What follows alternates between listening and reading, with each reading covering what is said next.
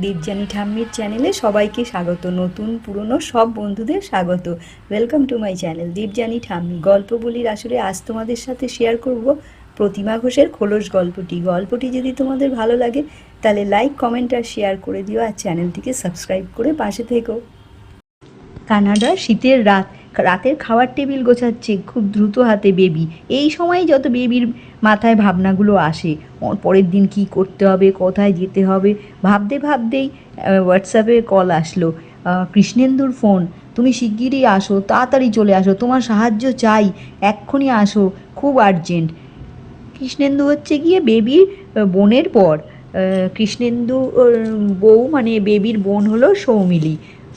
ভাবলো এত আর্জেন্ট যখন, তখন বেবি তার হাজব্যান্ড সৌমকে বলল আমি যাচ্ছি কৃষ্ণেন্দুদের বাড়িতে, সৌমিলির বাড়িতে।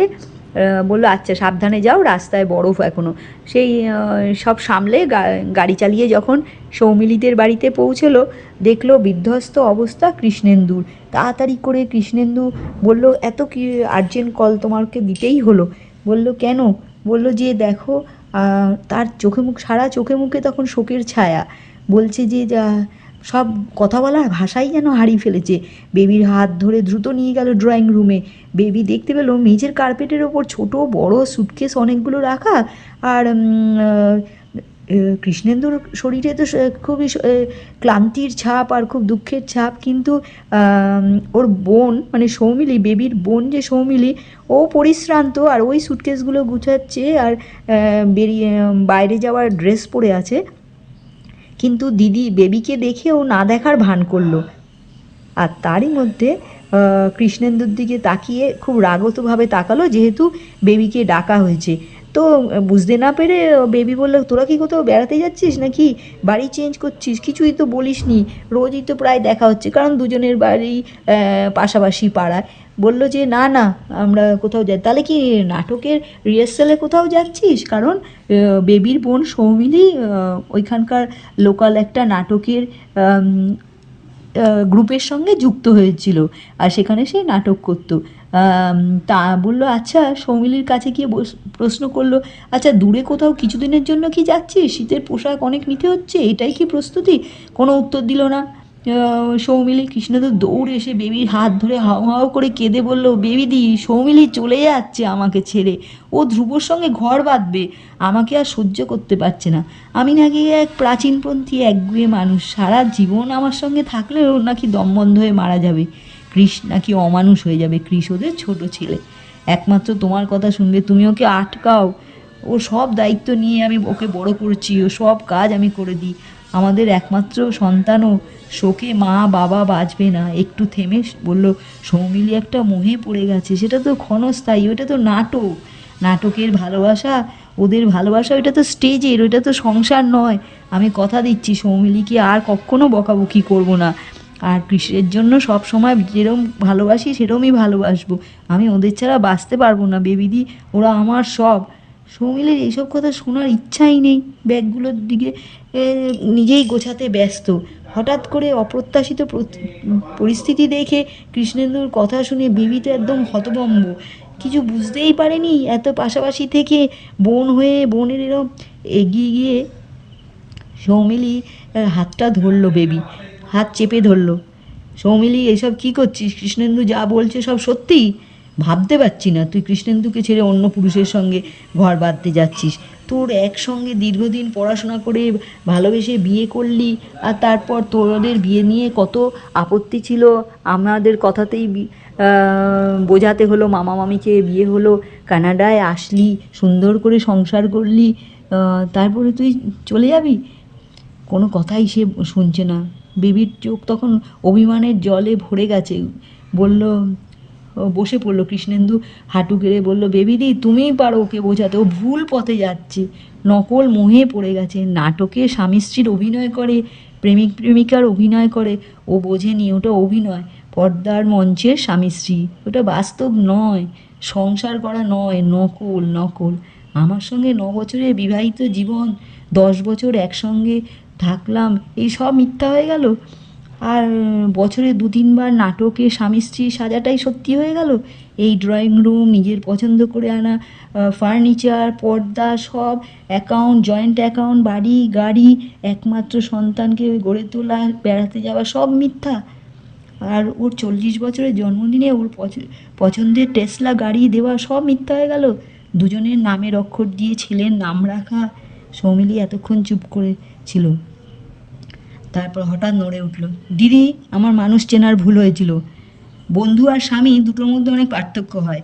যখন বন্ধু হিসাবে ঘুরতাম তখন ভালো লেগেছিল, দীর্ঘ বছর একসঙ্গে পড়াশোনা করলেও ওর দোষ ত্রুটিগুলো ধরতে পারিনি। যদি না আমার জীবনে অন্য কোনো পুরুষ আসতো। ও একটা জেদি স্বার্থপর মানুষ। সারাদিন কি শুধু ঘুরে বেরিয়ে আর খাবার খেলেই কি জীবন কাটানো যায়? আমি আমার যা প্রতিভা সেটা প্রকাশ করার আমার দমবন্ধ লাগছিল, সেটা প্রকাশ করার আমি জায়গাই পাচ্ছিলাম না। দিদি, আমি তোমাকে শ্রদ্ধা করি, তোমাকে অনেকবার বলতে চেয়েছি, বাধা এসেছে, আর আমাকে আটকে রেখো না। নিজের প্রতিভাকে প্রকাশ করতে চাই, আশীর্বাদ করো দিদি, বলে হাউ হাউ করে কেঁদে পড়লো। বলল, দীর্ঘ 1 বছর ধরে নিজেকে বোঝানোর চেষ্টা করেছি, কিন্তু তুমি বুঝতে পারিনি। ধ্রুব ওপারে দাঁড়িয়ে আছে, আমাকে এক্ষুনি বেরিয়ে যেতে হবে। কৃষকে উপযুক্তভাবে মানুষ করতে হবে। বেবি স্থির হয়ে সব শুনছিল, ভাবছিল। দুজনের দুরকম প্রতিক্রিয়া। সময়ের দিকে চোখ রাখলো অনেক রাত। সৌম নিশ্চয়ই এতক্ষণ চিন্তা করছে, মানে বেবির বর। যাক গিয়ে, বেবি দুজনের উদ্দেশ্য করে বলল, আমার আর কিছু বলার নেই ভাই। তুমি যখন আর্জেন্ট মেসেজে কল করলে, ভেবেছিলাম বোধহয় তোমাদের মা বাবার কারো শরীর খারাপ, তাই জন্য ছুটে এসছিলাম। এসে শুনলাম অন্য নাটক।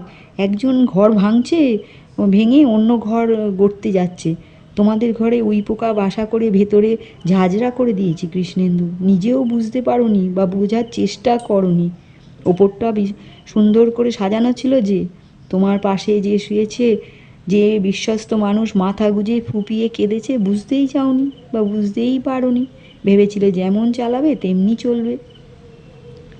যুগ পাল্টে গেছে ভাই, এটা পৃথিবীর উল্টো পিঠ।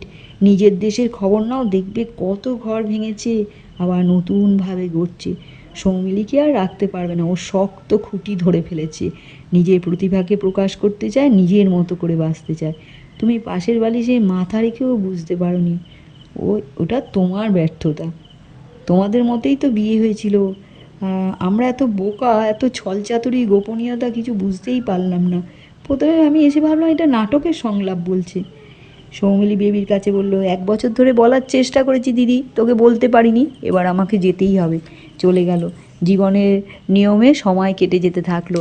এক ছুটিতে কয়েক বছর পর যখন বেবি তার পরিবার নিয়ে নায়াগ্রা ফলস দেখতে গেছে, হঠাৎ পিছন থেকে বেবির কাঁধে চাপ। পিছন ফিরে দেখে সৌমিলি দাঁড়িয়ে আছে। বললো, বেবিদি, খুব দরকারি কথা আছে, তোমাকে না বলে কাকে বলবো বলো? খুব একটা ইচ্ছা করছিল না, কিন্তু এত শক্ত করে সৌমিলি হাতটা ধরেছে যে বেবি ছাড়াতে পারলো না। বলল, বেবিদি, কৃষ্ণেন্দু তোমাকে কিছু বলেনি? বলল যে কী কথা? বলল, কৃষ্ণেন্দুর বাবা তো মারা গেছেন, আমাকে খুব ভালোবাসতেন, নিজের মেয়ের মতো ভালোবাসতেন। তো আমার ছেলে নাতি কৃষের তো ওনার শ্রাদ্ধ করার অধিকার আছে, আমি তা করতে চেয়েছি এবং করিয়েছি। আর বলল, আচ্ছা, তো তোমাকে খবরটা কে দিল? বেবিদি জিজ্ঞেস করলো। বললো, কেন, কৃষের থেকেই তো পেয়েছি, কৃষ্ণেন্দুই বলেছে। কাল আচ্ছা, কৃষ ও দাদুকে হারিয়ে কষ্ট পেয়েছে। ওর দাদু ঠাকুমা বাবার ছবি তো আমি ওর কাছে দিই। দাদুর মৃত্যুর খবর পেয়ে ছবির সঙ্গে কথা বলে খুব কেঁদেছিল। আচ্ছা, তোমাকে কৃষ্ণেন্দু খবরটা দিল নাকি? হ্যাঁ, ওর সঙ্গে তো কৃষের রোজই রাত্রে কথা হয়, সারাদিনের গল্প শোনায়। তোর সঙ্গেও কথা হয়? বেবি জিজ্ঞেস করলো বোন সৌমিলিকে। না, কৃষের কাছ থেকে সব শুনতে পাই, কোথায় যায়, কি খায়। বছরে একবার তো কৃষকে নিয়ে বেড়াতেও যায়। এখানে নিয়ম তো তুমি জানো। দূরে বেবির মেয়েরা দাঁড়িয়ে আছে। কৃষকে নিয়ে ছুটে গেল সৌমিলি তাদের সঙ্গে দেখা করতে। বেবি তাকিয়ে আছে, স্পষ্ট দেখতে পাচ্ছে সৌমিলি আবার কৃষ্ণেন্দুর সঙ্গে যোগাযোগ রাখতে চাইছে। দিন কেটে গেছে, প্রতিভা প্রকাশ করা হয়ে গেছে, এবার আবার শক্ত খুঁটি ধরে বাকি জীবনটা কাটতে চায়। সাপের খোলস পাল্টাচ্ছে।